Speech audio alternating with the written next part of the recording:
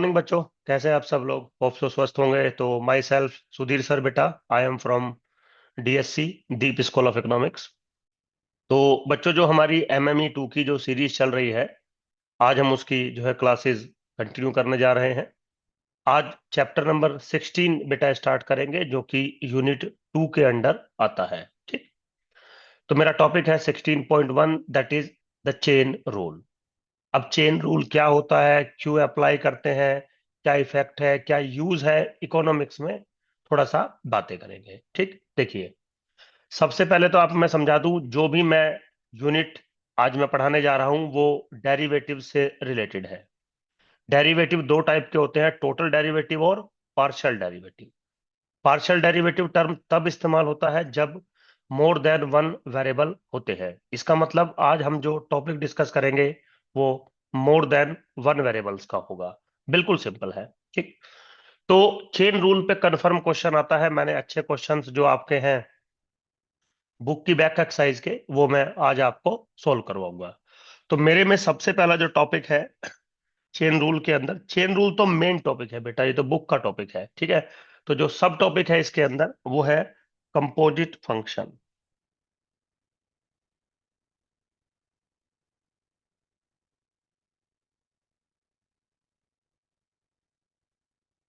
ठीक है। टॉपिक है कंपोजिट फंक्शन। होता क्या है, देखिए, जैसे मान लीजिए आपके पास एक फंक्शन है किसी वेरिएबल एक्स का, suppose y is equal to f of x. ठीक है। लेकिन जो एक्स वेरिएबल है, जो कि इंडिपेंडेंट वेरिएबल रिप्रेजेंट हो रहा है, वो भी अगर किसी अनदर वेरिएबल का फंक्शन हो जाए, जैसे x is itself function of t, तो कहीं ना कहीं जो y था, जो कि x का फंक्शन था, और x t का फंक्शन है, तो इम्प्लिसिटली कहीं ना कहीं y जो है वो t का फंक्शन हो जाएगा। ठीक। अब हम इसमें करते क्या है, हमें एक्चुअली तो दिया होता है y is equal to f of x, but जो x है वो अपने आप में फंक्शन है t का। तो हम कह सकते हैं कि y is f of g of t, which is equal to f o g at t। समझ गए? इसका मतलब जो y है वो कंपोजिट फंक्शन है किसका? t वेरिएबल्स का। ठीक।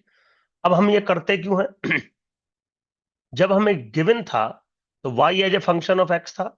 इसका मतलब अगर हम x में चेंज करते हैं तो y में चेंज मेजर किया जा सकता है। जब हम t में हम चेंज करते हैं तो थ्रू द gt हमें x में चेंज हम मेजर कर सकते हैं बाय द डेरिवेटिव। बट अगर हम आपसे ये क्वेश्चन पूछें कि बेटा अगर मैं t में चेंज करूं तो डायरेक्टली y में क्या चेंज होगा, means we are required to find derivative of y with respect to t, with respect to t, ताकि मैं ये पता कर सकूं कि जो t का जो इफेक्ट है वो y के ऊपर कैसे बनेगा। जैसे फॉर एग्जांपल, आपने कभी इकोनॉमिक्स में पढ़ा होगा इनकम कंजम्पशन कर्व या इनकम कंजम्पशन लाइन। आपका इनकम चेंज होता है तो आपका कंजम्पशन चेंज होता है, मतलब आपका जो कंजम्पशन है वो इनकम का फंक्शन होता है। अब मैं ये कह रहा हूं कि अगर मैं चाहूं तो ये कह सकता हूं कि income is itself the function of repo rate. Repo rate समझते होंगे? ठीक। तो मेरे बच्चों, कहीं ना कहीं डायरेक्टली इनडायरेक्टली जो रेपो रेट का इफेक्ट है वो आपके कंजम्पशन पर भी होगा। इसका मतलब मैं आपके इनकम का कंजम्पशन पर क्या इफेक्ट है ये तो मैं देख ही सकता हूं, रेपो रेट का क्या इफेक्ट होगा आपके कंजम्पशन पर मैं ये भी मेजर कर सकता हूं by the chain rule theory और कंपोजिट फंक्शन थ्योरी। ठीक। यहाँ पे मैंने एक वेरिएबल लिया है, बट जो मेरा टॉपिक है वो टू वेरिएबल्स का है। ये तो मैंने एक बार सिर्फ बात समझाने के लिए ली है आपको। मींस कंपोजिशन बहुत सारे स्टेजेस पर हो सकते हैं। आप ऐसे भी कर सकते हो कि आपने y एक फंक्शन लिया x का, x फंक्शन है t का, और t भी अनदर फंक्शन है किसी अनदर वेरिएबल s का, सपोज। तो कंपोजिशंस बहुत सारी स्टेजेस पर हो सकती हैं। तो जब भी चेन रूल हमारे दिमाग में आता है chain rule simply rate of change या डेरिवेटिव को रिप्रेजेंट करता है, बट किसी कंपोजिशन फंक्शंस पर वर्क करता है। तो जितने भी कंपोजिशंस होंगी उतनी ही बार चेन रूल एप्लीकेबल होगा। ठीक, अब बात करते हैं चेन रूल अगर मोर देन वन वेरिएबल है तो कैसे वर्क करता है। ठीक, सिंपल है बिल्कुल। मान लीजिए लेट मेरे पास एक फंक्शन है z which is equal to function of x comma y। Means मैं दो इंडिपेंडेंट वेरिएबल्स का एक फंक्शन ले रहा हूं। तो z जो है वो डिपेंडेंट वेरिएबल है, x और y जो है वो इंडिपेंडेंट वेरिएबल है। तो आपको देखने से लग रहा होगा अगर मैं x में चेंज करूं तो z में चेंज हो जाएगा, y में चेंज करूं तो z में चेंज हो जाएगा। बट मेरे पास क्या है, x जो है वो फंक्शन है t का, एंड y जो है वो अनदर फंक्शन है t का। सपोज फॉर एग्जांपल, तो क्या होगा मेरे बच्चों, z जो बनेगा that is f of ft gt। Now basically this is function of t, मैंने उसको ऐसे रिप्रेजेंट कर दिया। ठीक, तो कहीं ना कहीं इम्प्लिसिटली अगर आप देखें t में अगर आप चेंज करेंगे तो पहले x में चेंज होगा, y में चेंज होगा, देन z में चेंज होगा। अब चेन रूल ये कहता है कि अगर आप टी में चेंज करते हैं तो डायरेक्टली जेड में क्या चेंज होगा ये हम बता सकते हैं। समझिए, बीच वाले जो वेरिएबल्स है एक्स और वाई, उनमें चेंज मेजर करने की आपको जरूरत नहीं है। हम डायरेक्टली जेड में जो रेट ऑफ चेंज आएगा वो हम बता सकते हैं। This is nothing but the chain rule. ठीक है बेटा, सिंपल है बिल्कुल। अब चेन रूल डिस्कस कर लेते हैं एक बार।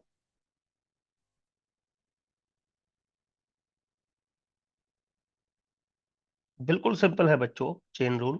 देखिए, वो कह रहा है कि if z is equal to the function of x and y, ठीक है, where x is equal to f of t, y is equal to g of t, कोई अनदर फंक्शन है। तो कह रहा कि total change in z with respect to total change in t। भाई देखिए, पार्शियल डेरिवेटिव कहाँ लिखते हैं, टोटल डेरिवेटिव कहाँ लिखते हैं, ये थोड़ा आपको पता होना चाहिए। ये मैं पहले भी बता चुका हूं। जेड अल्टीमेटली सिर्फ टी पर डिपेंड कर रहा है। एक्स और वाई का रोल खत्म हो गया क्योंकि आपने कंपोजिशन कर दिया। समझिए आप बात को। तो टोटल डेरिवेटिव आएगा क्योंकि आपको सिर्फ जो जेड की डिपेंडेंसी है वो टी पर है।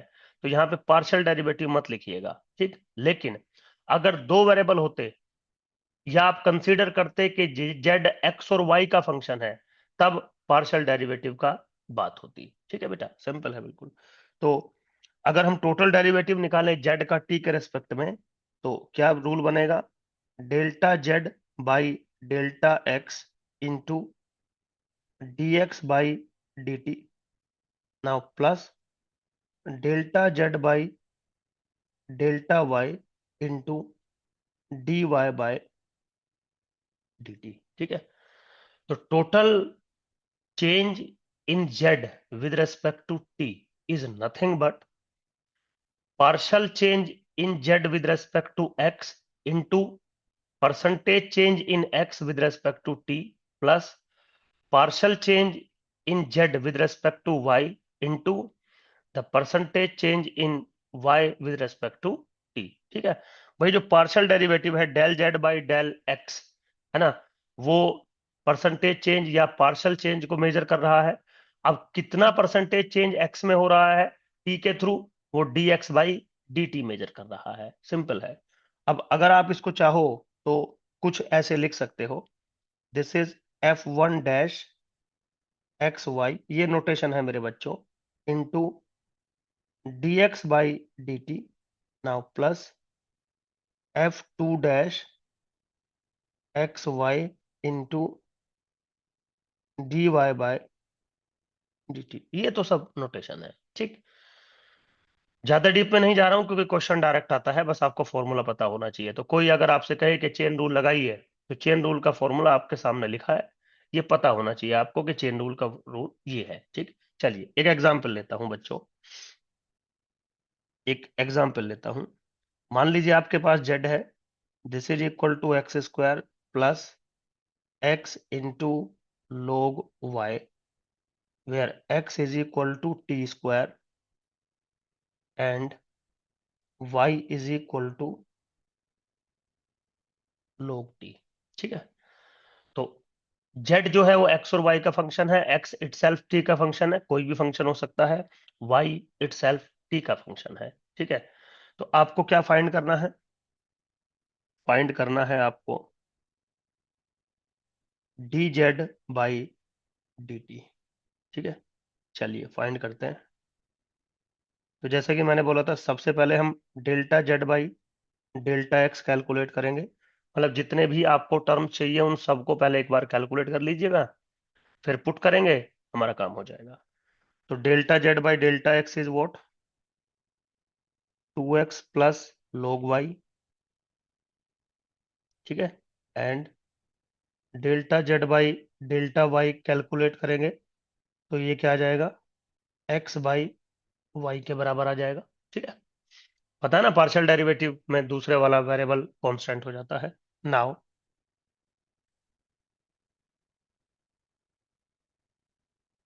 dx बाई dt कैलकुलेट करेंगे, this is 2t, and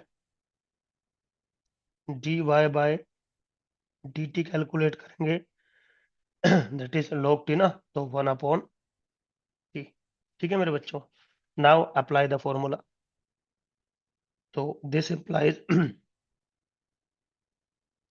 dz by dt is equal to del z by del x into dx by dt plus del z by del y into dy by dt। Now this is what? This is 2x plus log y into 2t plus x by y into 1/t। ठीक है बेटा, simple है बिल्कुल। अब सारी value डाल दीजिए, सारी वैल्यू मतलब x और y की जो वैल्यू गिवन है फंक्शंस में वो डालनी पड़ेगी, क्योंकि अल्टीमेटली आपको ये फंक्शन ऑफ t बनाना पड़ेगा। तो क्या आएगा? 2 टाइम्स x किसके बराबर है? T square plus log y किसके बराबर है? log t। ठीक है जी, now into 2t, now plus x किसके बराबर है? T square divided by log t into 1/t। ठीक है, थोड़ा सा और सिंप्लीफाई करेंगे तो d z by d t बराबर बराबर बन जाएगा 4t की cube plus 2t log of log t plus t/log t। ठीक है बेटा, सिंपल था बिल्कुल, कोई बिल्कुल भी टिपिकल टास्क नहीं होती इन चीजों के अंदर, बस आपको पता होना चाहिए कि एक्चुअली में आपको करना क्या है। तो ये था मेरा चेन रूल, जो कि कंपोजिट फंक्शंस पर लगता है, और कंपोजिट फंक्शंस का क्या मतलब होता है वो मैंने आपको समझाने की कोशिश की। बिल्कुल एग्जाम में क्वेश्चन आपको इसी तरीके से याद होना चाहिए, फॉर्मूला करना क्या है, डायरेक्ट रिजल्ट आता है। ज्यादा कोई, देखिए बेटा, ज्यादा टफ मैं बिल्कुल नहीं पढ़ाता हूं, ज्यादा डीप मैं ग्रेजुएशन में बिल्कुल नहीं जाता हूं। ग्रेजुएशन में ज्यादा डीप जाने की कोई नीड नहीं है, ना आप लोग जाते हो। जब हम एमए की कोचिंग करते हैं या एमए के लिए पढ़ाते हैं, एंट्रेंस के लिए पढ़ाते हैं, तब हम बहुत डीप जाते हैं, बहुत डीप जाना पड़ता है, क्योंकि तब जो एग्जाम में है वो कम्पिटिटिव एग्जाम है। उसमें दूसरा फेल होगा, आप पास होंगे, तभी आप पास माने जाएंगे। चलिए, खैर मजाक कर रहा हूँ। ओके मेरे बच्चों, अब अगला टॉपिक आता है जिसका नाम है directional derivative.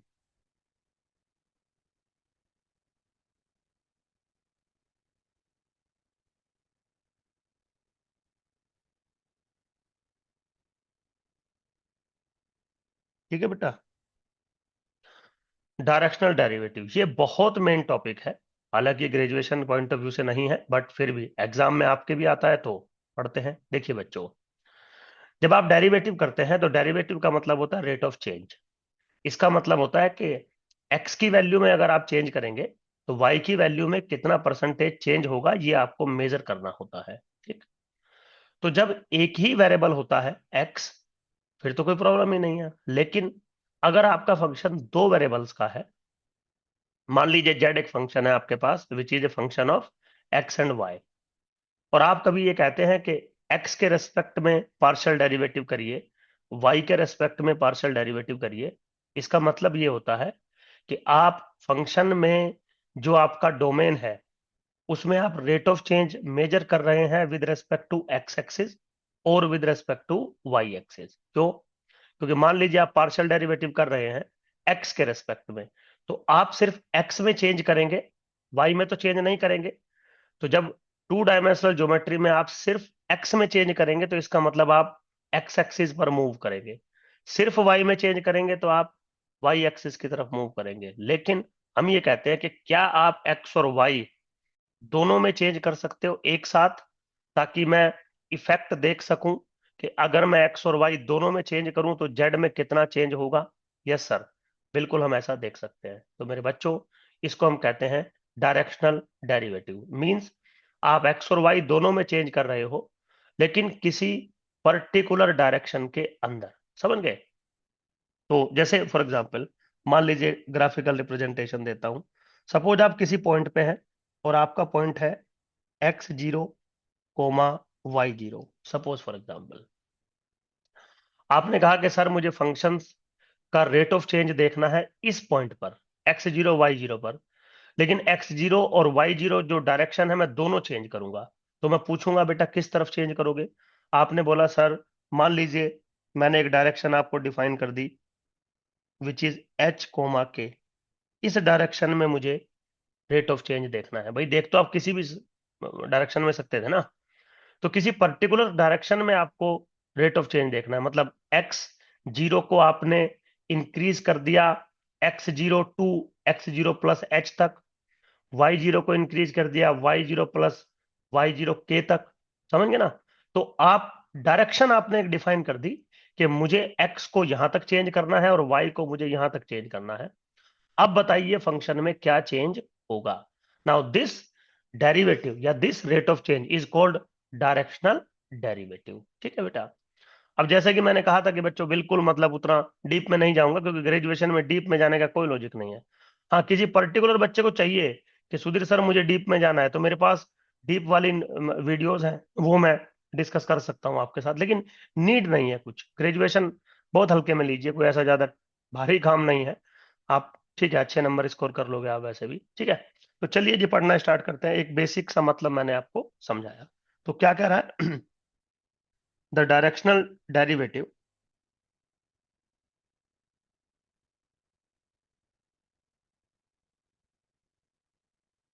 the directional derivative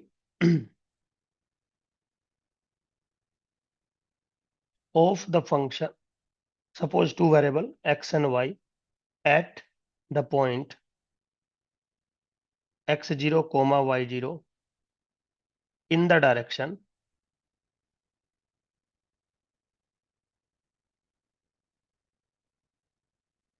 of the unit vector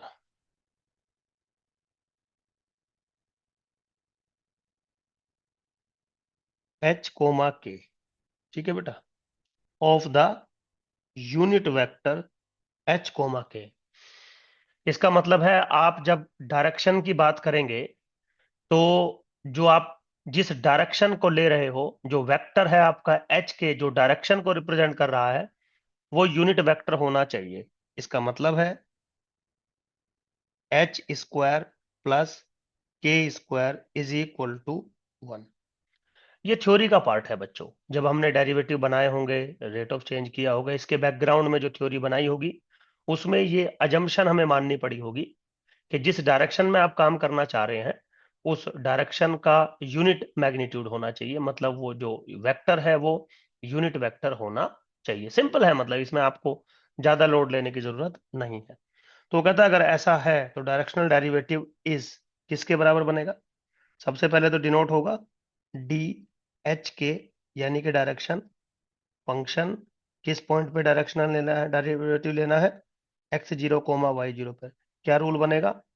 f1 dash x0 y0 into H plus f2 dash x0 y0 into के, ये रूल है। तो ये मैथमेटिशियन ने डिफाइन करके दिया है, हमें सिर्फ याद रखना है। तो क्या है, अगर आपको डायरेक्शनल डेरिवेटिव निकालना है इन the direction which has unit length, तो पार्शियल डेरिवेटिव करेंगे एक्स के रेस्पेक्ट में at the point x0 y0 into H, plus partial derivative करेंगे y के रेस्पेक्ट में एट x0 y0 इंटू के, दैट्स इट, डायरेक्शनल डेरिवेटिव मिल जाएगा। ठीक है बेटा। अब बात यह है कि ये जो डायरेक्शनल डेरिवेटिव आपको मैंने फॉर्मूला बताया, ये फर्स्ट ऑर्डर का डायरेक्शनल डेरिवेटिव है। ऐसे ही आप सेकंड ऑर्डर डायरेक्शनल डेरिवेटिव भी बना सकते हैं। सिमिलरली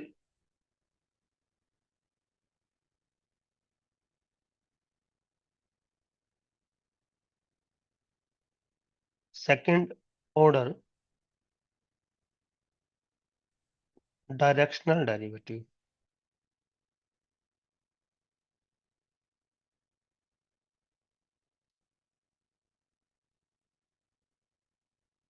इज डिफाइंड एज, बिल्कुल सिंपल है मेरे बच्चों, d² के जो डायरेक्शन आपको चाहिए, जो पॉइंट चाहिए x0 y0 बराबर होगा f double derivative x0 y0 into h², चलिए, plus f 2 double dash x0 y0 into k², okay, plus 2 times of f(1) 2 double dash x0 y0 into h into के। ठीक है। तो सिंपल फॉर्मूला है, बिल्कुल हमने कह दिया कि भाई जो सेकंड ऑर्डर का डायरेक्शनल डेरिवेटिव है वो इस तरीके से बन के आता है। बस आपको फॉर्मूला याद रखना है और सिंपल है। पहले वाली टर्म क्या है, 2 बार एक्स के रेस्पेक्ट में डेरिवेटिव करूंगा partially, x0 y0 into h², 2 बार y के रेस्पेक्ट में करूंगा into k², plus 2 times of, एक बार x के रेस्पेक्ट में कर दो फिर y के रेस्पेक्ट में कर दो। यहाँ पे मैं एजम्पशन मान के चलता हूं कि f(1) 2 डबल डैश और f(2) 1 डबल डैश बराबर है। ये तो मैं पिछली क्लास में बता चुका हूँ, फॉर सिंप्लिसिटी हम ऐसा मान के चल सकते हैं। ठीक है बेटा, कोई दिक्कत नहीं है। अब एक एग्जाम्पल ले लीजिए, बिल्कुल सिंपल एग्जाम्पल है, मतलब ऐसा कोई प्रॉब्लम नहीं है। एक एग्जाम्पल लेके आपको चीजें समझाता हूँ। मान लीजिए आपका फंक्शन है f(x y) which is equal to x into y. Question क्या है, find first and second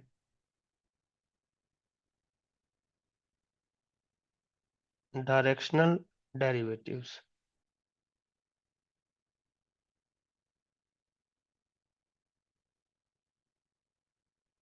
eight x0 y0 in the direction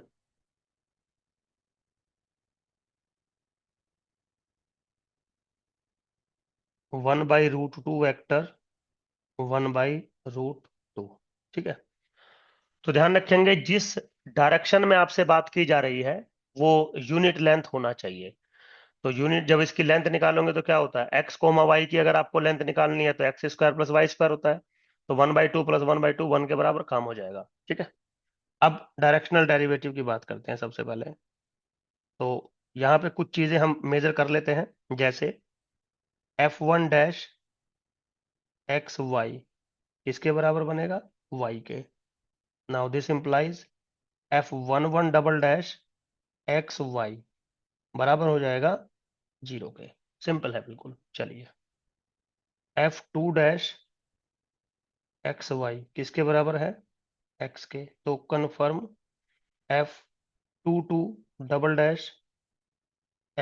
किसके बराबर हो जाएगा, 0 के। एंड f(12) बराबर हो जाएगा 1 के। और f(21) भी अगर आपको निकालना है तो बराबर हो जाएगा 1 के। h किसके बराबर है यहाँ पे, 1/√2। एंड k किसके बराबर है यहाँ पे, 1/√2। तो सबसे पहले तो हमेशा बच्चों जितनी भी इंफॉर्मेशन है वो लिख लिया करो, उससे फिर आसानी हो जाती है। ठीक। Now first directional derivative d h k f of x0 comma y0। चलिए क्या आएगा पहली टर्म, 0 प्लस 0, क्योंकि x0 नहीं, 0 क्यों आएगा, एक सेकेंड, फर्स्ट ऑर्डर का डेरिवेटिव ना, f1 डैश तो 0 नहीं है ना, एक सेकेंड मेरे बच्चों। चलिए तो फर्स्ट डेरिवेटिव है मेरे पास f1 dash x0 y0 into h plus f2 dash x0 y0 into k। Now this is what, y0 into 1/√2 plus x0 into 1/√2। सो 1/√2 बाहर कॉमन आ गया, x0 प्लस y0, ये बन गया। ठीक है। चलिए now second order derivative, now second order derivative d² hk f of x0 y0 किसके बराबर बनेगा, f11 double dash x0 y0 h² plus f22 double dash x0 y0 k², now plus 2 times of f12 double dash x0 y0 into h into k। Now this is what, पहली term 0 plus दूसरी term 0 plus 2 times into 1, 1/√2 into 1/√2 which is equal to 1। That's it. ठीक है। तो जो directional derivative है second order का वो भी निकाल दिया, और जो डायरेक्शनल डेरिवेटिव है फर्स्ट ऑर्डर का बिल्कुल सिंपल ऐसे निकाल दिया। एक क्वेश्चन जरूर आता है और बिल्कुल इसी फॉर्मेट का आता है, कोई दिक्कत नहीं है, लेकिन फिर भी मेरे बच्चों जैसा मैंने प्रॉमिस किया था कि जो आपकी बैक एक्सरसाइज के अच्छे क्वेश्चंस है वो मैं क्लास में साथ के साथ करूंगा। फिर हम PYQ डिस्कस कर लेंगे। असाइनमेंट मैंने आपको दे रखे हैं, आप वो करते रहिए, क्वेश्चन मैं डिस्कस करता हूं उनको, है ना। मेन चीज है आपका PYQ, PYQ बना लीजिए, लेकिन थ्योरी अच्छे से समझ लेना है। मेन चीज PYQ का मतलब ये नहीं होता कि सर सिर्फ PYQ बना लूं, बेटा सिर्फ PYQ बना लेना, लेकिन कम से कम एक बार कॉन्सेप्ट तो समझ लो ना कि डायरेक्शनल डेरिवेटिव होता क्या है, करते कैसे हैं। ज्यादा डीप में मत जाओ, लेकिन समझ लो, बस सिंपल होता है इतना। चलिए तो अगला है मेरा क्वेश्चन लेते हैं। कंसीडर एग्जाम्पल 16.4, कोई एग्जाम्पल रहा होगा। Let u x z, u एक फंक्शन है दो वेरिएबल्स का x और z का, which is a log 1 plus x by z to the power alpha. Let z is equal to hx is equal to the cubic root of a x to the power 4 plus b। So basically ये लिखा हुआ है a x to the power 4 plus b की power 1/3 with the constant a alpha, small a and small b all are positive. Find the optimal level of production x star in this case. ठीक है। तो आपको optimal level बताना है किसका, x star का in this case. इसका मतलब u जो आपका फंक्शन है पहले वो x और z का है, z अपने आप में x का फंक्शन है, तो इम्प्लिसिटली सबसे पहले आप u को x का फंक्शन बनाएंगे और फिर इसको ऑप्टिमाइज करेंगे। ऑप्टिमाइज करने का मतलब आपको पता है, derivative put it equal to 0। तो चेन रूल का इस्तेमाल हो गया। चेन रूल का क्यों इस्तेमाल हो गया, क्योंकि u जो है वो एक कंपोजिट फंक्शन है, कंपोजिट फंक्शन का आप डेरिवेटिव करेंगे, पुट इट इक्वल टू 0 करोगे तो ऑप्टिमाइजेशन का कंडीशन मिल जाएगा। चलिए सिंपल है बेटा। तो क्या दिया है मुझे, u ऑफ एक्स जेड मुझे दिया है a log 1 plus x by z to the power alpha. ठीक है, where z is equal to है a x to the power 4 plus b to the power 1/3। ठीक है। तो यहां से मैं इसको कैसे लिख सकता हूं, u of x comma h x, क्योंकि z जो है वो एच एक्स के बराबर है। Now this is a log 1 plus x to the power alpha, z की वैल्यू डालिए ax⁴ प्लस b⁴ α/3। बिल्कुल simple. Now this is equal to a log 1 plus x⁴ ax⁴ plus b⁻के मैंने इसको कुछ ऐसे लिख लिया, बिल्कुल सिंपल है, ऐसा लिखा जा सकता है। अब let f of x is equal to 1 plus x⁴ या 1 प्लस मत करो, 1 प्लस करने की जरूरत नहीं है आपको, और कॉम्प्लिकेटेड करने की जरूरत नहीं। आप let f of x is equal to x⁴ ax⁴ plus b⁻α/3 ये ले लो।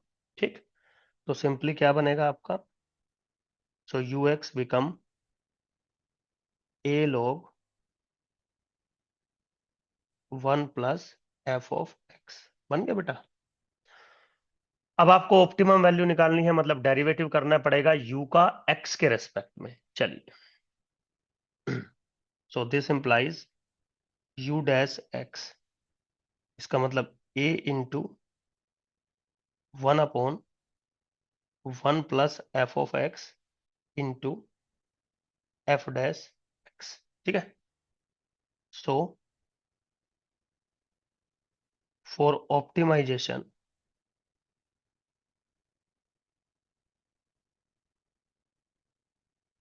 For optimisation u dash x is equal to 0। Now this implies what? f dash x is equal to 0। ठीक है, सिंपली आप जब डेरिवेटिव करेंगे तो आपको पता है डेरिवेटिव के छोटे छोटे से रूल होते हैं। अब f ऑफ x आपको पता है, थोड़ा सा कॉम्प्लिकेटेड है, ये रहा f ऑफ x आपको पता है, तो बाय द प्रोडक्ट रूल आप इसका डेरिवेटिव निकाल के पुट इट इक्वल टू 0 करेंगे, आपको वैल्यू मिल जाएगी। ठीक है बेटा, चलिए, तो f डैश x पहले वाले का डेरिवेटिव, तो α(x⁴α-1), दूसरे को सेम रखा ax⁴ प्लस b⁻के ठीक है, प्लस अब पहले को सेम रखा x⁴ जब दूसरे का प्रोडक्ट करोगे तो -α/3 पहले आ जाएगा, ax⁴ प्लस b⁻के 1 इसका करेंगे तो 4ax³ and put it equal to 0। ठीक है, सिंपल है। अब इसको बस थोड़ा सा आप सिंप्लीफाई कर दीजिए, मतलब α(x⁴α-1) मैंने कॉमन ले लिया, ax⁴ प्लस b⁻के 1 मैंने कॉमन ले लिया, अंदर बचा ax⁴ प्लस के b minus 4a/3 into x⁴ is equal to 0। अब क्योंकि अल्फा ए बी एक्स ये सब पॉजिटिव हैं, तो ये वाली जो टर्म है वो कभी 0 नहीं हो सकती। ठीक है, इसका मतलब क्या होगा, ax⁴ plus b minus 4ax⁴ को ही 0 होना पड़ेगा। और जैसे ही ये 0 होगा मेरे बच्चों, थोड़ी सी कैलकुलेशन हम करेंगे, 4a/3 माइनस के a x⁴ is equal to b, solve करिए, जो x* ऑप्टिमम वैल्यू है वो आ जाएगी 3b/a⁴ and zx* which is equal to hx* जो दिया है वो आ जाएगा 4b⁻⁴ ये पूछा है ना कि ऑप्टिमम पे वैल्यू कितनी होगी, भाई ऑप्टिमम पे वैल्यू इसके बराबर आपकी बनेगी।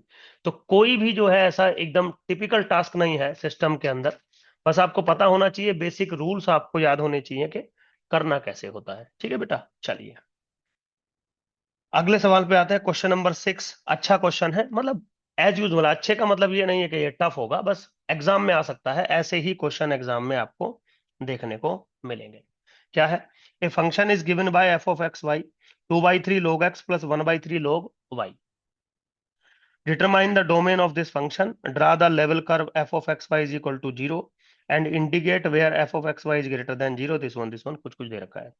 फिर है find dz by dt where z is a function of xy, x is a function of t, y is a function of t.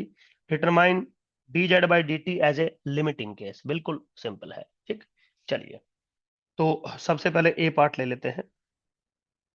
क्या है?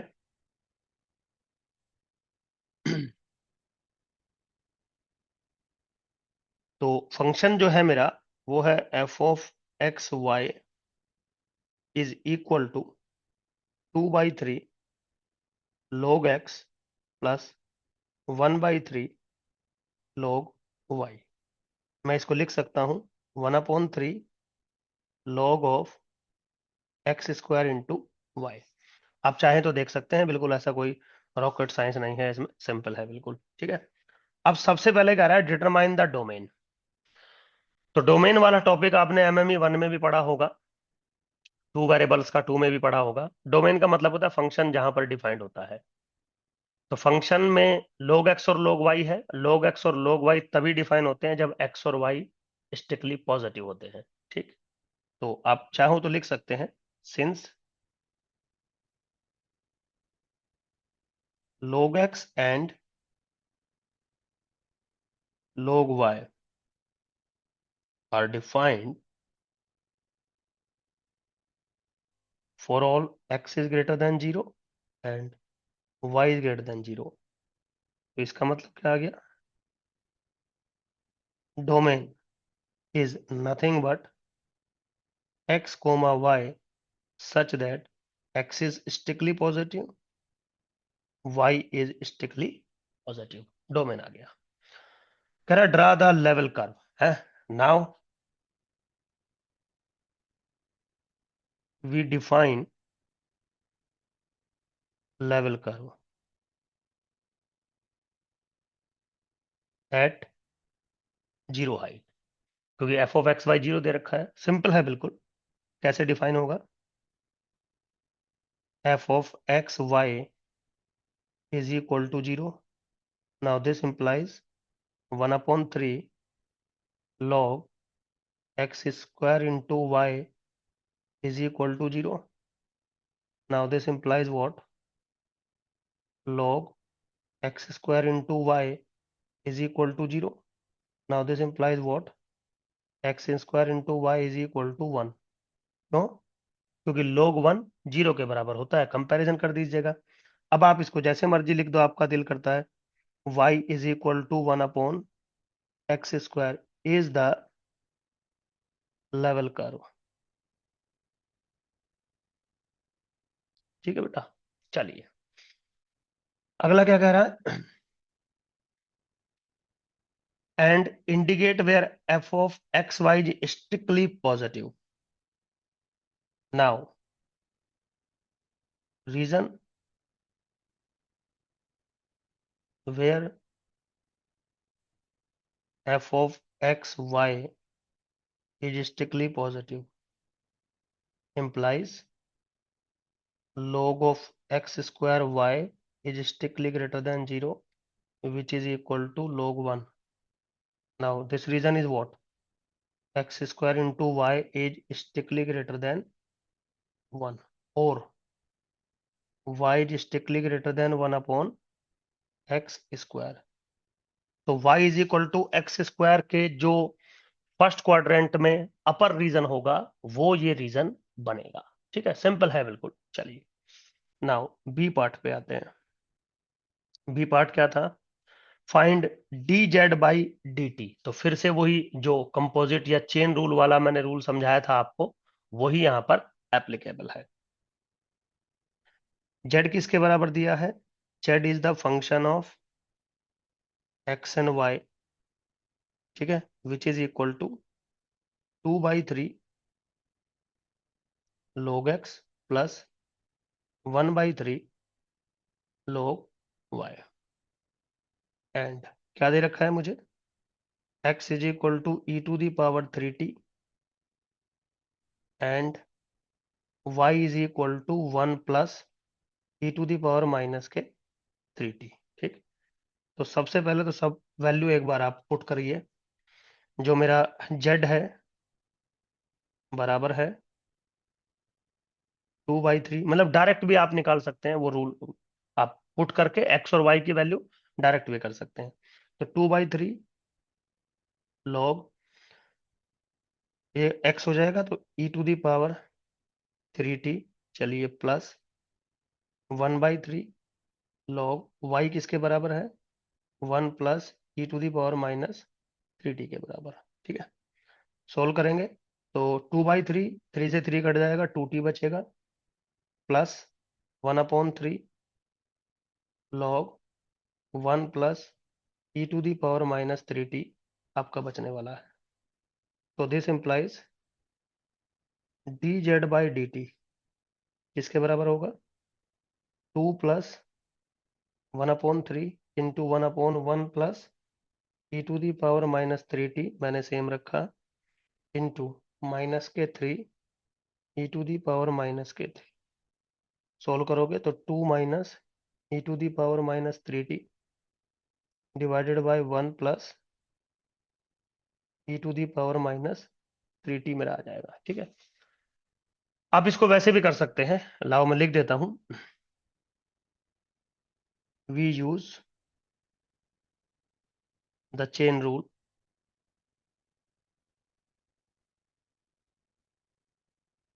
here as dz/dt is equal to delta z/डेल्टा x into dx/dt plus delta z/डेल्टा y into dy/dt। ठीक है बेटा, और now this is your homework, आप करके देखिएगा, सेम रिजल्ट आएगा।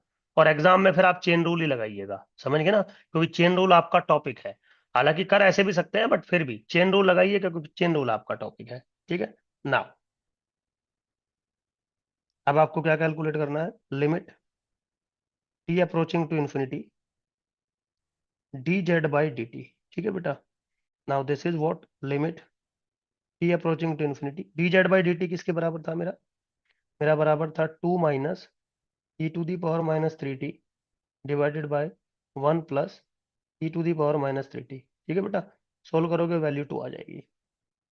सिंपल है बिल्कुल, लिमिटिंग वैल्यू थोड़ी बहुत तो पढ़ी होंगी आपने यहाँ वहां से, तो बिल्कुल ऐसा कोई टिपिकल टास्क नहीं है। ठीक है, तो अच्छे क्वेश्चन है, दोनों आ सकते हैं ऐसे।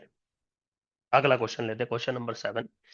क्या कह रहा है, compute the directional derivative of the following function at A given point and in the given direction. तो ठीक है, सिंपल फंक्शन दे दिया, पॉइंट दे दिया, डायरेक्शन दे दिया, डायरेक्शनल डेरिवेटिव आपसे पूछ लिया। ठीक, चलिए तो ए पार्ट पे जाते हैं। सबसे पहले एफ ऑफ एक्स वाई जो मेरा है किसके बराबर है 2x प्लस वाई माइनस के 1। ठीक है जी, जो पॉइंट दिया है x0 y0 किसके बराबर है 2, 1। डायरेक्शन जो दी है किसके बराबर है 1, 1। बट प्रॉब्लम यह है कि जो डायरेक्शन है वो यूनिट वेक्टर नहीं है। 1² प्लस 1² करोगे तो 2 हो जाएगा। तो सबसे पहले आपको यूनिट वेक्टर निकालना पड़ेगा इन द गिवन डायरेक्शन, ये रूल होता है मेरे बच्चों, समझ गए ना। चलिए तो बाकी चीजें निकाल लेते हैं। f1 - xy इसके बराबर बनेगा 2 के। चलिए f2 - xy इसके बराबर बनेगा 1 के। Now the given direction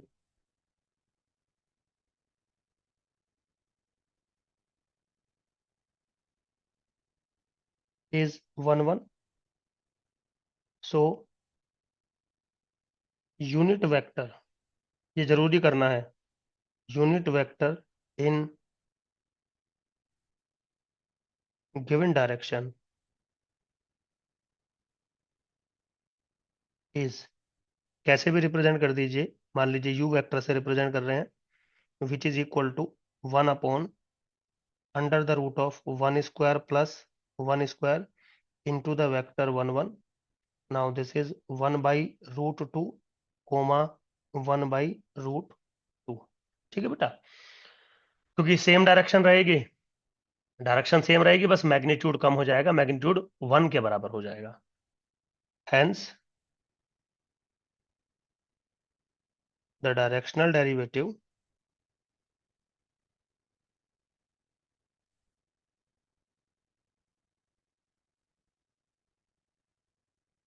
is the u direction at the point f of 2 comma 1. now this is, आपको रूल पता है, f1 डैश x0 या x0 y0, तो अब मैं डाल ही देता हूँ, 2 1 इंटू एच कितना है, 1/√2 plus f2 dash 2 1 into 1/√2, value डालोगे तो किसके बराबर आएगा, 2 into 1/√2 plus 1 into 1/√2। Now this is what, 3/√2। That's it, simple था बिल्कुल, कोई ऐसा रॉकेट साइंस नहीं थी। अब हम सेकंड में आते हैं, इसके बी पार्ट पे आते हैं। बी पार्ट में जो मुझे फंक्शन दिया गया है वो है जी ऑफ एक्स वाई, थोड़ा सा कॉम्प्लिकेटेड है, x into e to the power y x, okay, minus x into y, ठीक है। पॉइंट जो दिया गया है मुझे, x0 y0 is equal to, point दिया गया है 1 1, और जो डायरेक्शन दी गई है मुझे, डायरेक्शन है 3 4। सो यहीं पे निकाल लेते हैं, unit vector in given direction,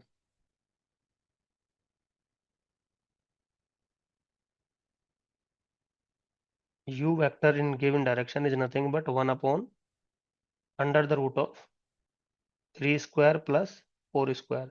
vector क्या है, 1 1, सोल्व करोगे, नहीं, वेक्टर क्या है मेरे पास, इन द गिवन डायरेक्शन, एक मिनट, एक मिनट, एक सेकंड बच्चों, at point A in the given direction, अच्छा यूनिट वेक्टर निकालना था ना मुझे, तो 1 1 नहीं 3 4 आएगा भाई, वो तो पॉइंट है, ओके। सो 3/5 कोमा 4/5, 1 1 से ये कंफ्यूजन हो गया, 1 1 तो पॉइंट है जिस पर डायरेक्शनल डेरिवेटिव निकालना है, तो यूनिट वेक्टर मैंने निकाल दिया। Now g1 dash x y, पहले फर्स्ट पार्शियल डेरिवेटिव, तो वही हमने इसमें कंपोजिट रूल लगा दिया होगा, प्रोडक्ट वाला, x into e to the power y x into y plus e to the power y x minus k y. Now this implies g1 dash at 1 1 करोगे तो आ जाएगा 2e-1। Similarly g2 dash x Y अगर आपको चाहिए तो x into e to the power y x into x minus के x, solve करोगे तो g2 डैश एट 1 1 बराबर होगा e-1, ठीक है। सो द डायरेक्शनल डेरिवेटिव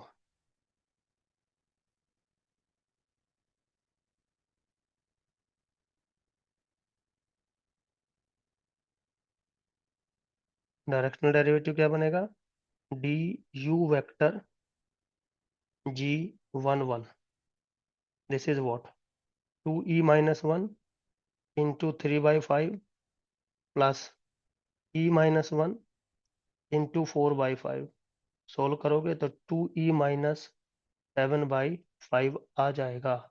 बिल्कुल सिंपल है, ठीक है बेटा। तो कोई भी रॉकेट साइंस नहीं है, बिल्कुल सब कुछ बहुत सिंपल चल रहा है, बस आपको चीजों के बारे में बेटा ध्यान देना पड़ेगा कि ये वर्क कैसे कर रही है ना। तो टेक्निकल कुछ काम ज्यादा नहीं होता है, बट फिर भी चलिए खैर।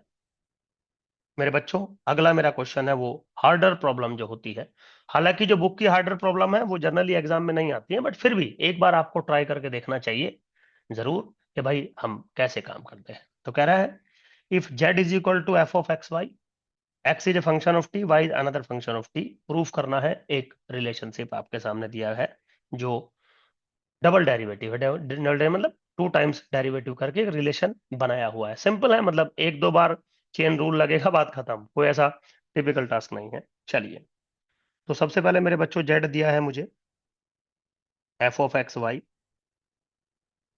एंड कुछ इंफॉर्मेशन है x is equal to function of t, y is equal to function of t दे दिया।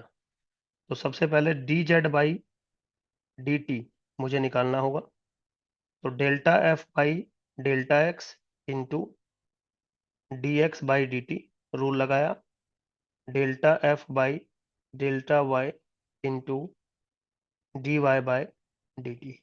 ठीक है बेटा, तो सबसे पहले तो ये रूल लगाया। अब हमने इसका यहीं पे डबल डेरिवेटिव कर दिया, तो D square Z by d t square, तो क्या होगा डी बाई डी टी, पहले वाले फंक्शन का पहले वाला फंक्शन क्या है, delta f by delta x into d x by d t plus d by d t, दूसरे वाला delta f by delta y into d y by d t. ठीक है बेटा, तो समीशन कर रखा है, हमने भी समीशन कर दिया। अब पहले वाले को सोल्व करेंगे। जब आप पहले वाले को सोल्व करेंगे तो पहले वाला प्रोडक्ट ऑफ टू फंक्शन है, और dx बाई डी टी तो चलो t इन्वॉल्व है ही, dx del f by del x में भी t इन्वॉल्व है, क्योंकि कहीं ना कहीं इम्प्लिसिट फंक्शन है, तो बिल्कुल प्रोडक्ट वाला रूल लगेगा। तो पहले हम d बाई डी टी निकालेंगे, किसका, del f by del x का, और दूसरे पार्ट को सेम रखेंगे। फिर हम पहले वाले पार्ट को सेम रखेंगे और दूसरे वाले का डेरिवेटिव करेंगे, तो D square x by d t square मेरा बन के आ जाएगा। सिमिलरली अगले वाले में करेंगे, तो d ओवर डी टी हम निकालेंगे, किसका, del f by del y का, और dy बाई डी टी को हम सेम रखेंगे नाउ, प्लस पहले वाले को हम सेम रखेंगे, और जब दूसरे वाले का करेंगे तो वो d square y by d t square मेरा बन के आ जाएगा। ठीक, now this is equal to, देखिए जब आप पहले वाले को सोल्व करोगे तो del f by del x का आप टी के रेस्पेक्ट में कर रहे हैं, तो ये पहले एक्स के रेस्पेक्ट में होगा विद टी, फिर वाई के रेस्पेक्ट में होगा विद टी, सेम रूल लगेगा बिल्कुल। तो जब आप इसको करेंगे तो ये बनेगा del square f by del x square into d x by d t, और एक d x by d t मेरे पास और है, तो इसका हो जाएगा स्क्वायर। ठीक है ना, पहली टर्म खत्म, प्लस इसको बिल्कुल सेम रखिए, del f by del x into d square x by d t square, नहीं इसमें oh sorry sorry sorry sorry sorry sorry, ये तो एक स्टेप हम भूल गए, एक स्टेप कम ले लिया, फिर से लेना पड़ेगा। ये अभी मैंने एक्स के रेस्पेक्ट में किया ना, अब हम वाई के रेस्पेक्ट में इसको करेंगे, तो del square f by del y del x into d y by d t into d x by d t, already मेरे पास है, समझो, ऑलरेडी मेरे पास है। नाउ सिमिलरली जो अगला स्टेप है वो सेम रहेगा, del f by del x into d square x by d t square. Similarly जब इस वाले प्रोडक्ट पे काम करोगे तो plus del square f by del y है ना, तो ये आ जाएगा del x del y into d x by d t into d y by d t आपके पास ऑलरेडी है, plus del square f by del y square, ठीक है, D y by d t, और एक d y by d t already है तो square कर दिया, now plus del f by del y into d square y by d t square, बस simple है। अब आप इसको थोड़ा सा रीअरेंज कर दीजिए, काम हो जाएगा। Now this is equal to del square f by del x square into d x by d t का whole square plus del square f by del y square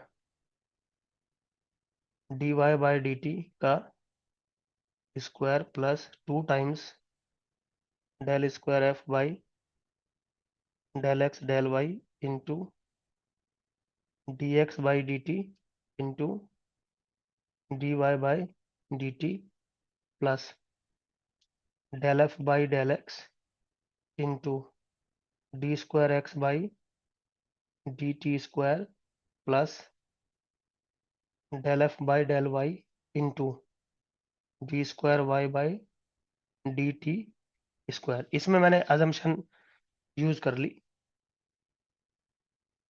here we use delta square f by delta x delta y is equal to delta square f by delta y delta x.